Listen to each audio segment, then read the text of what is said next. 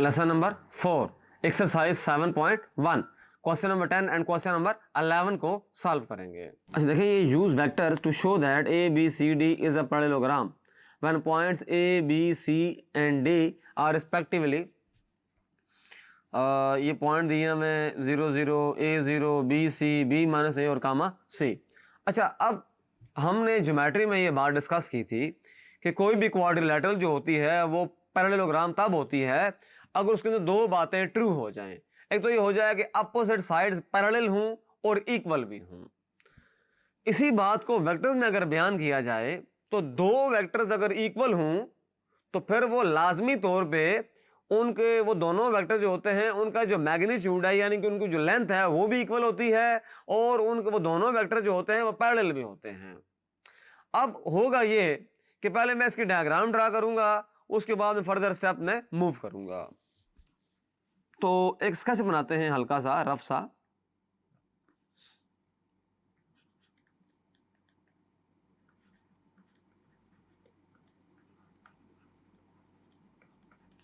एक स्केच है, ये देखें।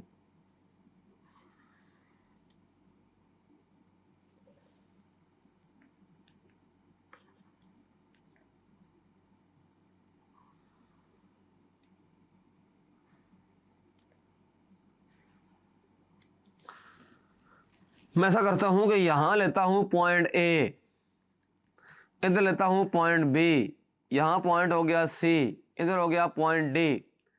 अब ये वेक्टर है ए बी, ये वेक्टर है डी सी, ये वेक्टर है ए डी, ये वेक्टर है बी सी।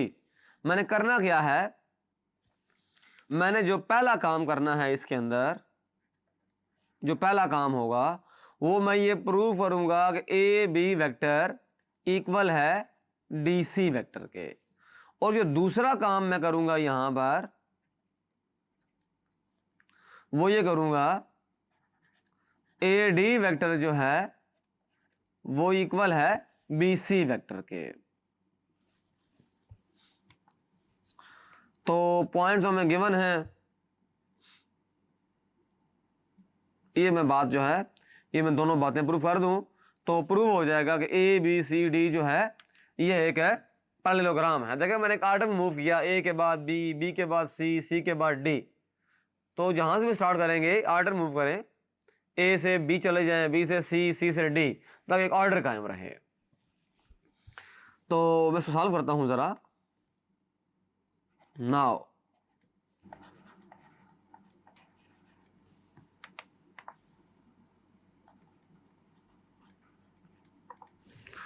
स्टेप 2 के अंदर ये होगा कि हम वेक्टर्स फाइंड करेंगे सारे के सारे। ए बी वेक्टर होगा position vector of B minus position vector of A. तो यहां से आप देख रहे हैं ए बी आ जाएगा, क्या दिया हुआ है पोजीशन वेक्टर ऑफ बी, ये देखिए ना, यहां जरा इनको लिख लिया जाए तब भी अच्छा है। ए पॉइंट है 0,0, बी पॉइंट है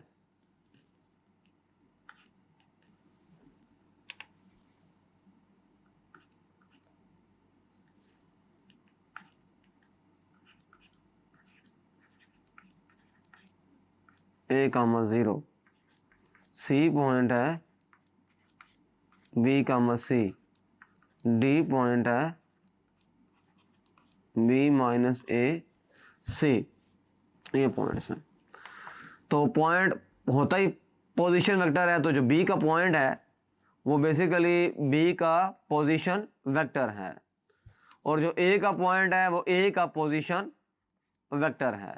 तो आंसर आ गया A-0, A रह जाएगा, ये 0 रह जाएगा। तो ये A B का पोजीशन वेक्टर आ गया। अच्छा, अब फाइंड करेंगे DC का। DC का क्या होगा, position vector of C, position vector of D। लिख दें, यहां पॉइंट लिख दें, पहला पॉइंट, दूसरा पॉइंट, नीचे आंसर आ जाएगा। अच्छा, पोजीशन वेक्टर ऑफ है सी, यानी कि बी कामा सी, बी कामा सी।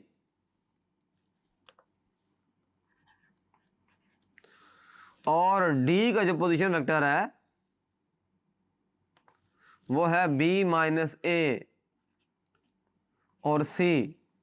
हल कर दें तो बी माइनस ए करेंगे, बी माइनस बी प्लस ए हो जाएगा, और सी माइनस सी ये कैंसिल हो जाएगा, ज़ीरो, ये ए आ जाएगा। तो यहाँ से डी सी जो है वो आ गया ए कामा ज़ीरो।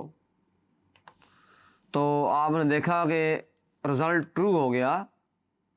ये देखें, ये डी सी है और ये है आपके पास है ए बी, दोनों सेम है। This implies A B vector equal आ गया डी सी वेक्टर की। पहली बात आपने ट्रू प्रूफ कर ली। अब करेंगे step number 3।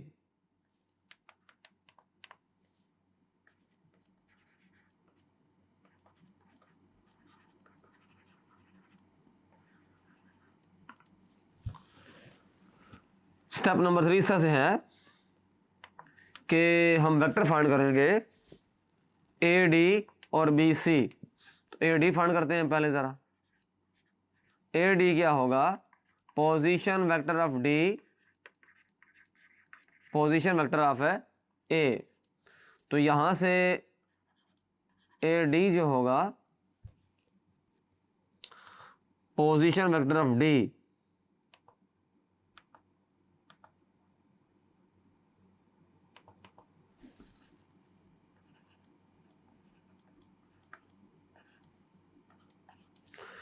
Position vector of A क्या है? 0 कामा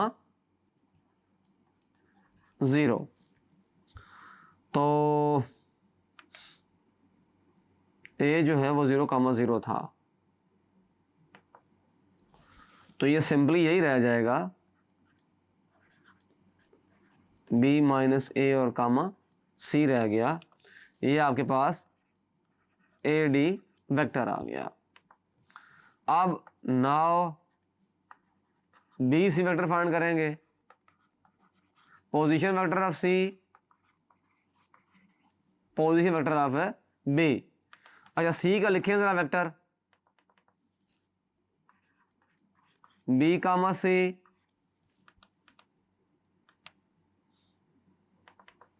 ए कामा 0, यानी कि बी माइनस ए, सी माइनस 0। तो फाइनल रिजल्ट जो है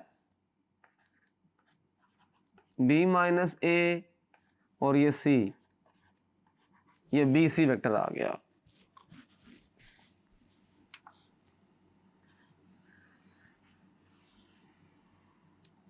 ये बी सी वेक्टर आ गया हमारे पास, बी माइनस ए कामा सी। तो आप देख रहे हैं कि ए डी वेक्टर और बी सी वेक्टर दोनों इक्वल आ गए। दिस इम्प्लाइज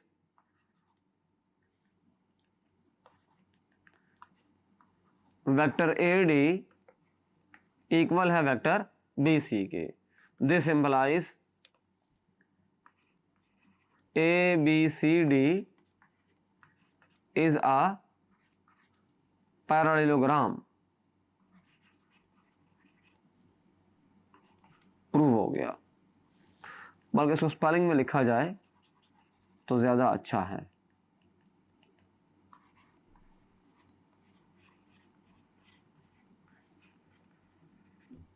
ये हमने प्रूव कर लिया। अच्छा, ये क्वेश्चन हम पहले भी सॉल्व कर चुके हैं। देखें, ए बी इक्वल है सी डी के, तो position vector of B minus position vector of A, ये इक्वल होगा position vector of D minus position vector of C हो जाएगा। यानी कि सादा अल्फाज में O B vector minus O A vector और ओ डी वेक्टर माइनस है ओ सी वेक्टर। तो ओ बी की जगह पॉइंट पुट कर दें। ये देखें ये पॉइंट दिया हुआ है, ये बी वेक्टर है, यानी ओ बी है, ये ओ सी है, ये ओ डी है। तो ओ बी की जगह उसका पॉइंट पुट करें 1,2 माइनस ये देखें ये ओ ए है, तो ओ डी की जगह भी पॉइंट पुट होगा 4,11 माइनस ओ सी की जगह -2,5। तो दिस इम्प्लाइज माइनस ओ ए। अच्छा अभी एक स्टेप एक्स्ट्रा कर लेते हैं, इसमें कोई इशू नहीं है।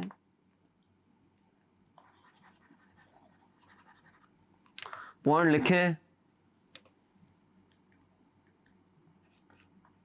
1,2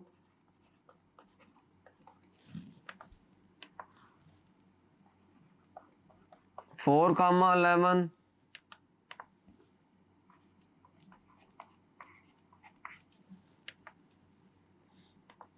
अच्छा इसमें अब क्या होगा 1,2 है माइनस ओ है, कल करें इसको 4 माइनस माइनस प्लस हो जाएगा 6 हो जाएगा 6 हो जाएगा। अब ऐसा करेंगे कि इसको उठा के उधर ले जाएंगे और इसको उठाकर इधर ले आएंगे। तो 1,2 -6,6 और ये माइनस ओ है तो ये प्लस ओ ए हो जाएगा। अच्छा 1 - 6 हो जाएगा -5, 2 - 6 हो जाएगा -4, तो ये आ जाएगा ओ ए। और ओ ए को हम लिख सकते हैं